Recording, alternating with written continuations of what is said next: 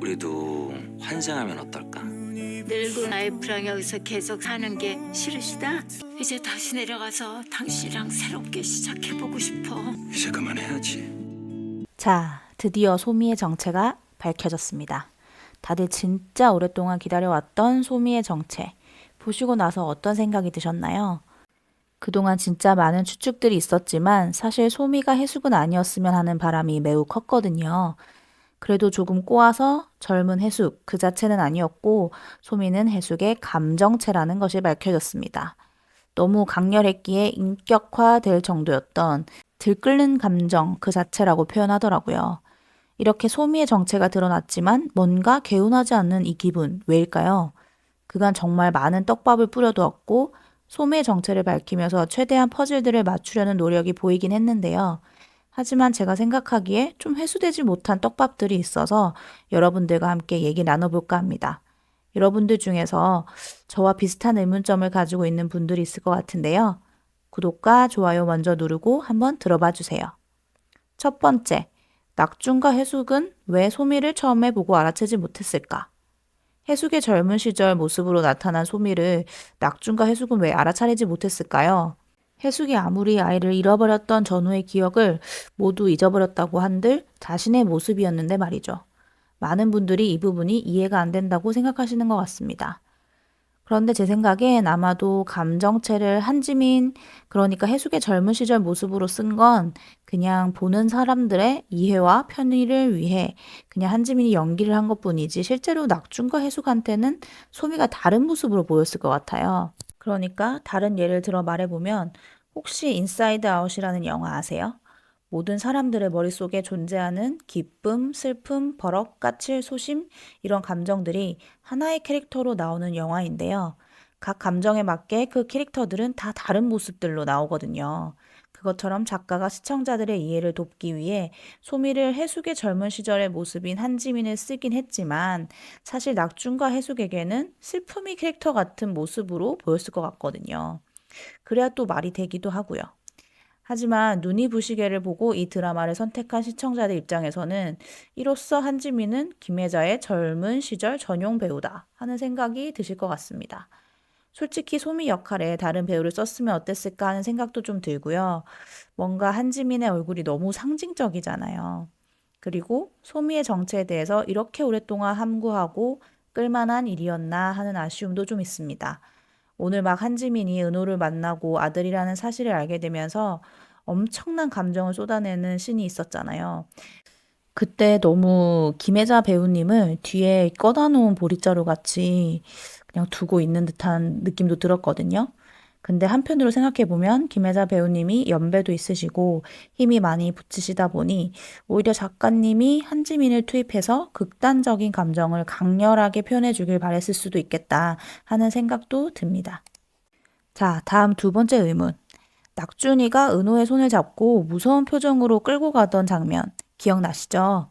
이 장면이 나왔을 때 뭔가 느낌은 낙준이 한지민에게서 애를 데려가는 듯한 느낌이 있었거든요. 그래서 저도 지난 영상에서 한지민을 은호의 유괴범으로 생각했던 거였고요. 그런데 이 장면에 대해서는 11회에서 별다른 언급을 하거나 오해를 풀어주는 장면이 없더라고요. 그래서 생각해 보건대 해숙이 은호를 잃어버리고 점점 미쳐가는 장면에서 인형을 막 은호처럼 생각하는 장면이 나오잖아요. 그걸 지켜볼 수 없었던 낙준이 결국 인형을 불에 태워버리는 장면이 나오는데요. 아마도 제정신이 아닌 상태에서 자기가 아들이라고 생각한 인형을 낙준이 불태우는 모습이 자신에게서 아들을 거칠게 뺏어가는 모습으로 겹쳐진 게 아닐까 하는 생각이 듭니다.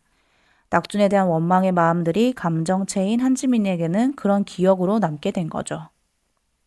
그리고 세 번째 의문. 낙준은 그럼 천국에 왔을 때 왜 아들을 찾아보지 않았는가?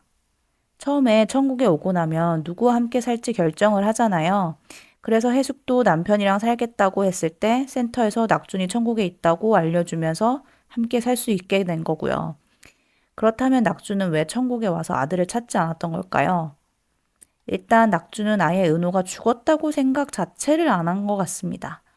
아무래도 계속 은호를 찾아다니다가 결국 큰 교통사고가 나서 다리를 못 쓰게 됐고 은호를 더 이상 찾아다니지도 못하게 됐죠. 그리고 그 시기에 이미 해숙은 아들에 대한 모든 기억을 잃어버린 상황이었죠. 그러니 은호가 죽었지만 낙주는 그 생사조차 확인하지 못했던 겁니다. 그래서 낙준이 이승에서 강정구를 만났을 때 멱살을 잡으며 어디다 팔아먹었냐고 다그치잖아요. 그러니 여전히 이승에 남아있을 거란 생각을 하고 이승에 일이 있어 내려갈 때마다 계속해서 은호를 찾아다닌 것 같습니다. 여기까지는 회수되지 못한 떡밥에 대한 저 나름의 해석이었는데요. 제가 해결하지 못한 떡밥들도 또 있습니다. 바로 물에 빠진 회상신에서 분명 낙준이 한지민의 목을 조르는 모습이었는데 이번 11회에서는 그런 모습은 아예 없이 물에 빠져 죽으려는 한지민을 낙준이 살려 나오는 장면으로 바뀌었더라고요.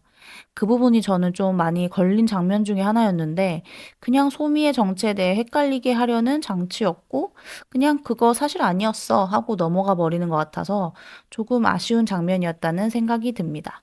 여러분이 생각했을 때 회수되지 못한 떡밥이나 좀 착착 맞아떨어지지 않아서 아쉬웠던 점은 어떤 게 있으세요? 궁금증이 있으신 분들은 댓글 남겨주시면 우리 모두 다 함께 한번 생각해 보도록 합시다. 자, 어쨌건 모두 실마리가 풀렸고 정말 잊고 싶었던 감정과 마주한 해숙은 아들인 목사님을 만나 모든 묵은 감정들을 해소했습니다. 그리고 그 감정체였던 소미는 소멸되고 말았습니다. 참 어렵게도 돌고 돌아서 만난 낙준, 해숙, 은호 이 세 가족이 조금이라도 천국에서 회포를 풀고 진짜 이승에서 누리지 못했던 화목한 가정의 모습을 보여주기 바랬는데요. 목사님은 이번 삶에서 우리는 여기까지 라며 반드시 나중에 알아볼 거라고 얘기를 남기고 환생을 해버렸습니다. 그리고 마지막 회 예고에서는 낙준이 해숙에게 우리도 환생을 하는 게 어떨까라고 얘기하며 둘 다 환생을 준비하는 모습이 나왔습니다.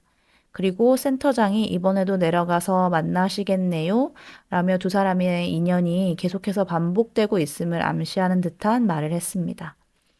그런데 환생을 앞두고 낙준과 함께 새롭게 시작해보고 싶다고 하는 해숙에게 낙준은 이제 그만해야지 라며 연을 끊으려는 듯한 말을 하는데요. 뭔가 낙준과 해숙 부부가 전생, 그 전 전생에서도 계속해서 아주 깊게 얽혀진 관계였을 것 같습니다. 마지막 회에서 그 스토리들이 잘 풀어져서 마무리되기를 기대해 봅니다. 자, 이제 정말 천국보다 아름다운 마지막 회만을 남겨두고 있습니다. 마지막 회의 이야기들은 천국보다 아름다운 곳이 이승이라고 말해주며 끝나지 않을까 하는 예상을 살짝 해보면서 저는 오늘의 영상을 마무리하겠습니다.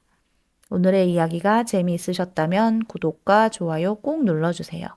저는 다음 이야기로 돌아올게요. 계속해서 보고 싶은 드라마를 소개하는 드라마 온앤온이었습니다. 감사합니다.